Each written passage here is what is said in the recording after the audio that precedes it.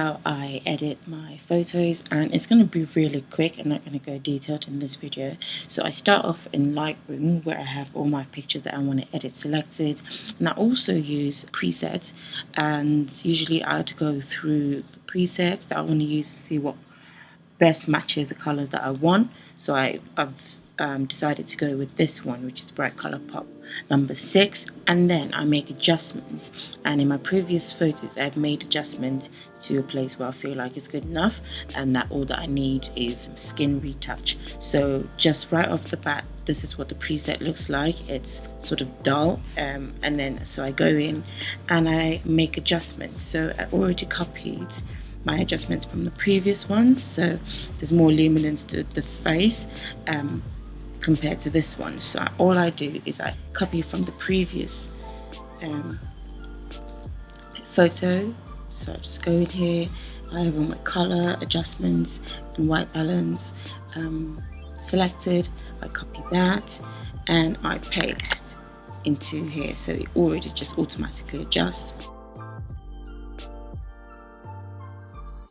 And as soon as I'm done with that, I will Command E and edit with the Lightroom adjustments. You can decide to edit original, but then that will not take into consideration the changes that you made within Lightroom. So once I do that, it's going to bring this photo into Lightroom, into Photoshop for me. And then what I do first thing is I create a new layer by pressing my Command J, and really I'm here in Photoshop to do skin retouch. I've done all the colors in Lightroom, so all I need to do is touch up the skin. And my first and favorite thing to do is to use the Blemish tool, the Blemish Remover or Eraser tool. And so I just go in and take out any little hair strands or little bumps and texture that I don't really want to have on the skin, and that's what I am pretty much doing.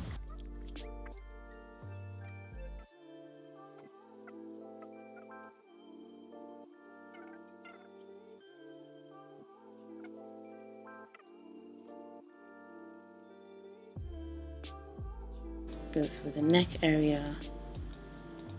And sometimes if it's a lady, you can definitely make sure that the wig is laid nice. And sometimes you can definitely use the blemish tool to correct some things around the hairline. And some people don't like to have all these strands of hair around the face. Sometimes I don't mind it personally, and other times it might be sort of intrusive, so you just use the blemish tool to take those out. And sometimes the makeup just might be a little smudge there, and then it's a really great tool from Photoshop. Another thing that I use the blemish tool to do is little things like wrinkles and creases. So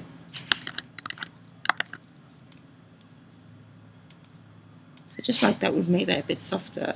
Also, I like to go into my backdrop, and any fold lines, you can easily take those out with the blemish tool.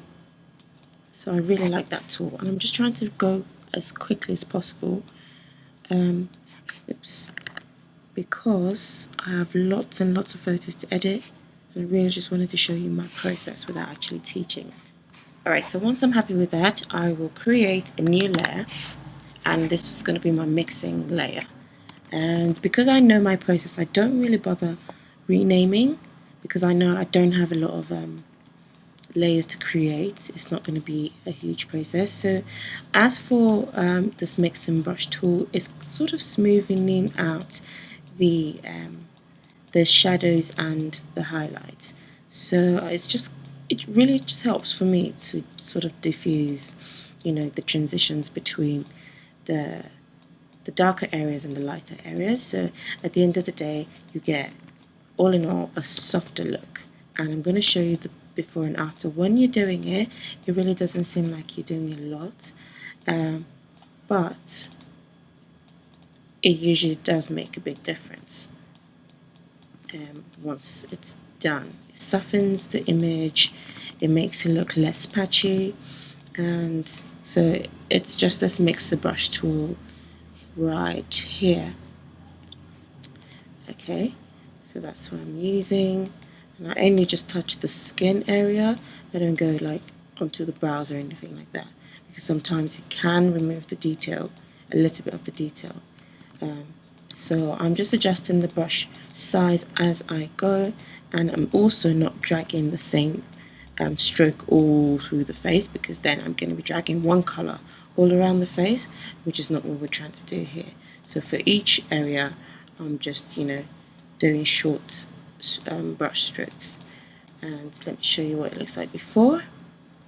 You can take a look at this area, and after, it's really smoothed it out. And once I'm done with that, to speed up my process, I already kind of created a couple of actions, and that's really helpful with speeding up your entire editing process. So really what's here is, with my selected layer, which is layer 1, and my camera raw filter, which if you go in here into your filter camera raw, you can get a number of basically your Lightroom editing tools will show up here in different tabs. So what I've done is, I think I've created a vignette, a slight vignette, and also what else have I done in my actions is used another filter, which is my portraiture, which is kind of like the frequency separation tool, which I found and downloaded. So it's a tool that you pay for, and really just adds that texture, but that it's that perfect skin texture almost. So I've just put that all, and so in one of my previous photos that I've edited, I've done all that very simple steps, and I have captured them within my actions. So now, once I'm done with my blemish fixing layer and my mixing layer, I just go into that action. I just called it action 1, which is after skin smooth, and I play that button or that set of actions, and that's it. So I think, yeah, in my previous actions I'd merged the layers, so that's why it's come down into one layer here. So here's the before, here's after, okay? And really that's how I go through my process, and it's really quick. It helps me get through a number of photos really easily. And once I'm done with this, if there's anything else that I feel like I need to do, maybe dodge and burn, which I really don't do very often in my editing process, I might go back in and do that. Of course, you want to create a new layer, but I know that I just want to be done with this and move on.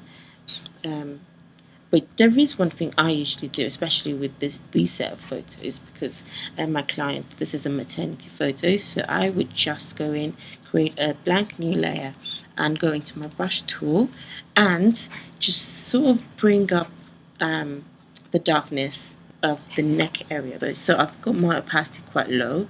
I can take it up to about 8. So I'm just selecting source color from a face and just trying to match the face a little bit more, not completely. I'm going to show you the difference between like the before and after. So sometimes I also use this tool to reduce shine on the face. So let me just see before and after, just softly get an even transition from her neck or from her chest area, which is more closer to the face, and just help that out, and that's all. That's really all I do for my editing process. Again, I'm going to show you the before. Option and select, and that's the before. I'm going to zoom in, there's the face and everything, and then show you the after. So there we go.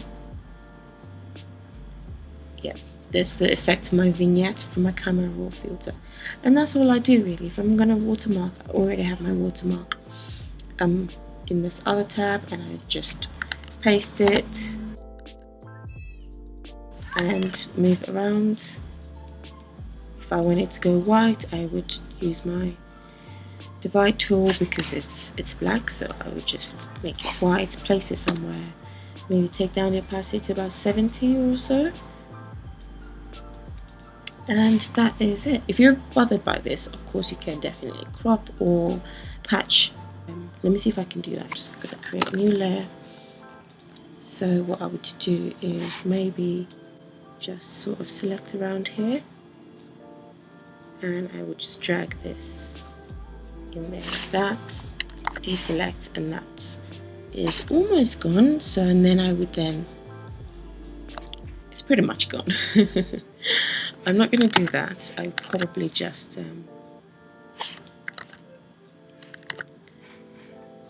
crop it. Let's try the crop. Let's do the crop, because I know that some people might be really bothered by that. Okay, that's a little better. I'm just going to leave that. It's not as distracting. Another thing that helps the editing process go very well is, you know, good lighting, good setup during the photo shoot, and as well, good makeup. Oh yeah, I was going to show how I use